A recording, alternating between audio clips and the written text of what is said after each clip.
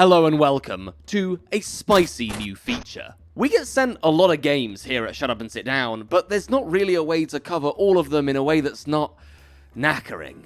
Those videos take a bunch of work, but so do the games that we get sent all of the time. So this feature is a way of putting eyes on some games that would have otherwise slipped through the cracks of our coverage. Now, these aren't necessarily new or spicy or hot, they're just games that we really liked that we didn't have a chance to put on video.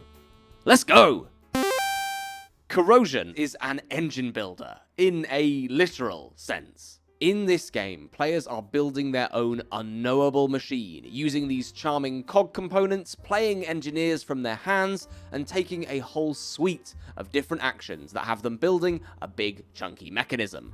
And on your turn, you can either play an engineer to take its action, or you can turn your machine, twisting this little wheel round here and activating anything in that sector. Any of these little machines you've built on the corners of your factory will yam up a suite of bonuses and points, whereas engineers that are chilling out in that sector will come back from their break. So is this just a game where you build a nice machine that will crunch out a bunch of points towards the end of the game? No, not really. Corrosion is special precisely because of its namesake. The components you add to your factory are destined to rust into dust after being used a certain number of times. Which means you have to continually upgrade, enhance, and change your factory and strategy on the fly based on what's available in the market and what's just popped its clogs this turn. A rule that makes this whole efficiency puzzle really sing, though, is that these gears, the currency you use to build all your stuff, your money, they can rust away too. If you leave them hanging out on your platter too long and you turn your machine too many times, then they will break, and now you are penniless.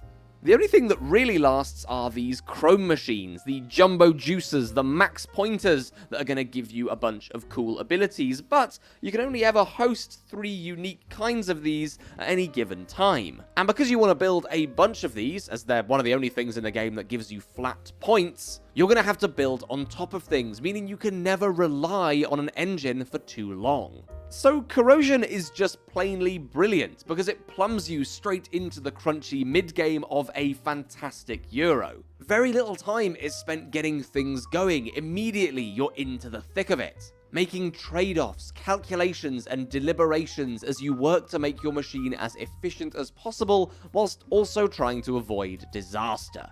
It is fantastic, if maybe just a little bit too long for my tastes. It feels like the game could always end a few rounds earlier than it does, but that might just be me being bad.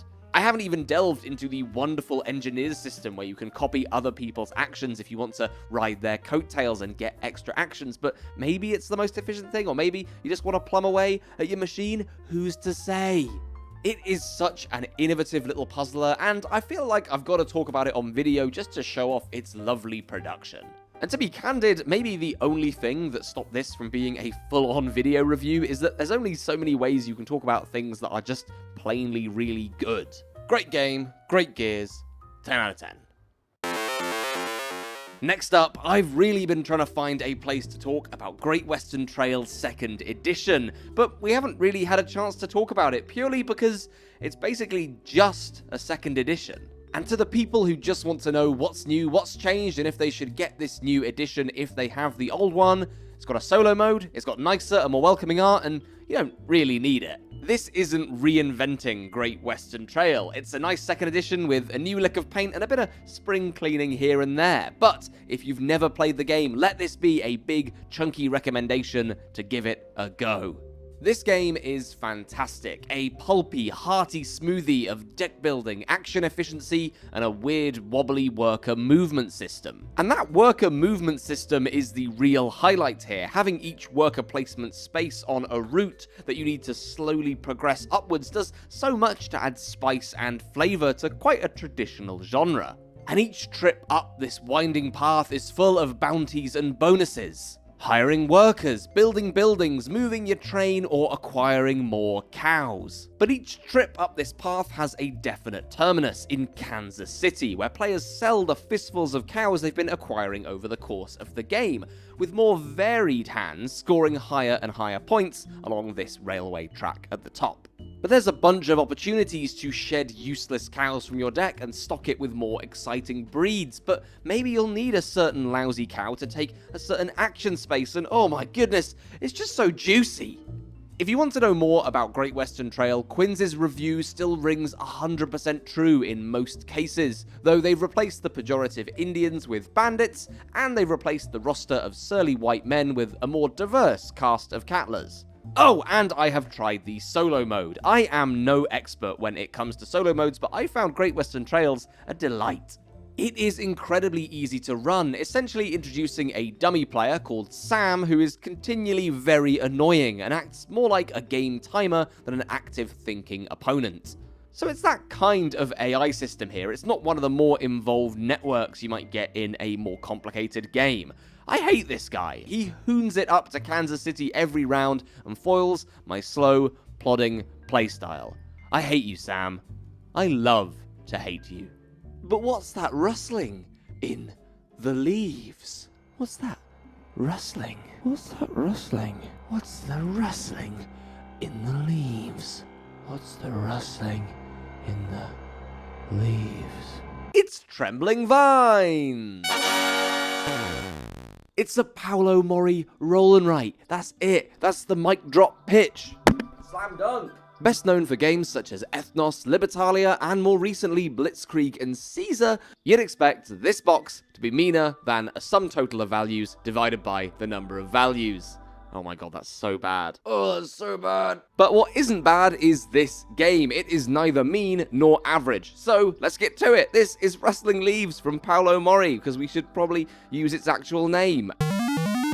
And it's a back to basics roll and write. You're going to take a couple of dice, you're going to roll them, and you're going to write them. This game is just one big stack of paper, a couple of dice, and a rulebook. And I didn't realize how much I missed these simple elements in this charming, cheap, and svelte little box. So this is a typical sort of roll and write where the dice rolled each round will give you the dimensions of an area you need to encircle with a square on the sheet in front of you. You can start almost anywhere, and then each subsequent squectangle has to be connected to the last. But within that fresh new shape, you'll choose one feature to score, and one feature only. For example, I could pick trees, which would net me 1 point for each, and a nice little bonus when I've filled in 10. Or instead, opt for a risky sapling, which scores based on the number of clouds rolled across the entire game. Everything else in that box is immediately binned, which means you need to think hard about what features you're going to gun for this game to squeak out the most points. And then you keep rolling and adding until you decide you're done for good. And crucially, deciding when you're done for good is an important mechanic here, because if you can't draw an area that has just been rolled on the dice, then you're going to lose some points. But maybe you could rely on the dice being rolled again, taking the risk of some minus points, because surely the exact right dimensions are going to get rolled this turn. And once you've played the springboard, you can springboard over to a different kind. You can go over to the summer boards, or the autumn boards, or the winter boards, each one adding new scoring criteria and wrinkles into how you're going to approach the game.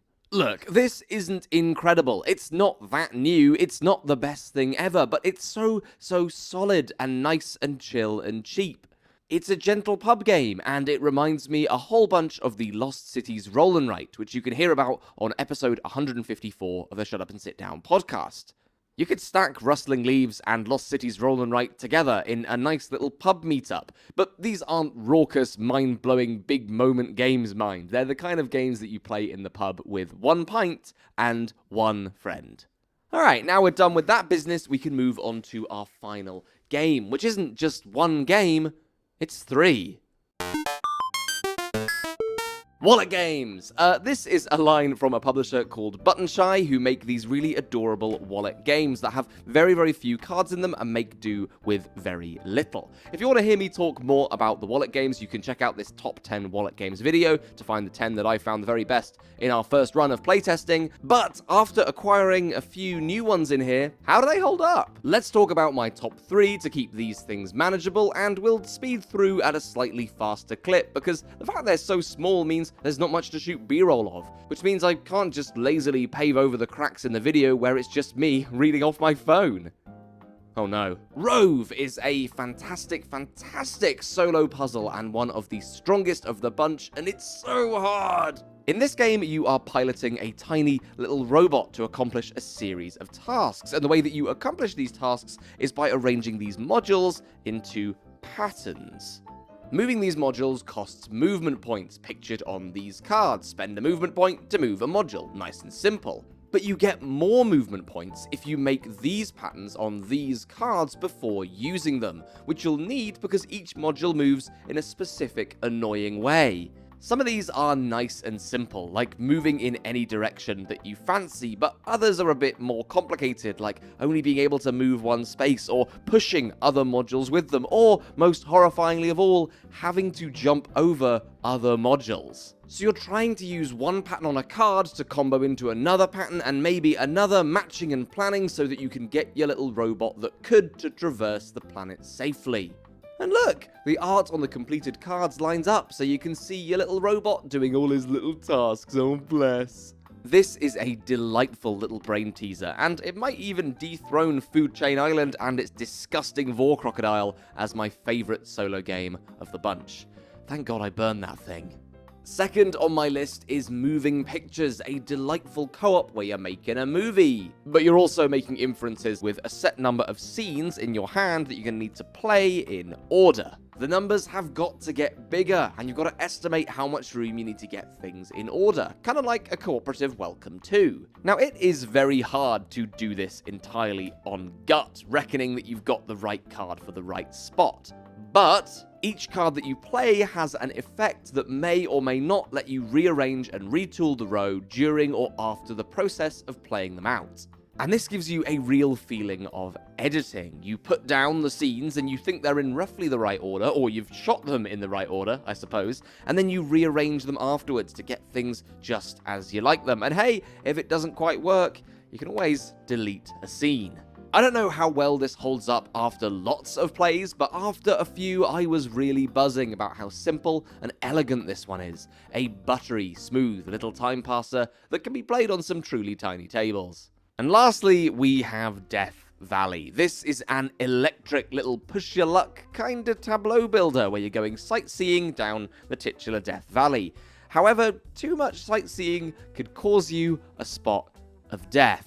Each card you take goes onto your route, this row at the top, or you can instead spend your turn sliding a card from your route into your scrapbook, where it's sort of banked. The problem is that as soon as you have 3 symbols of any of the 4 kinds of hazards, hot, water, rock, or horse, you will lose those cards from your tableau and all the points you had with them. Now, it's not too hard to play this game in a way that entirely mitigates against the risk, but the real joy here is in sliding these things into your scrapbook at the right time so they score their little adjacency bonuses on the bottom for max scrapbooking. It's just lovely and delightful, and I really remember my first game of this being utterly scuppered by not remembering exactly what was in the deck. There's a nice little system that feeds some of the cards that you bin from your scrapbook back into the deck in a way that churns out horror every single turn. And having only 2 choices in the market here really works. You can either take something you know is going to put you in a pickle, or guess, push your luck, find something that might be great or might be terrible.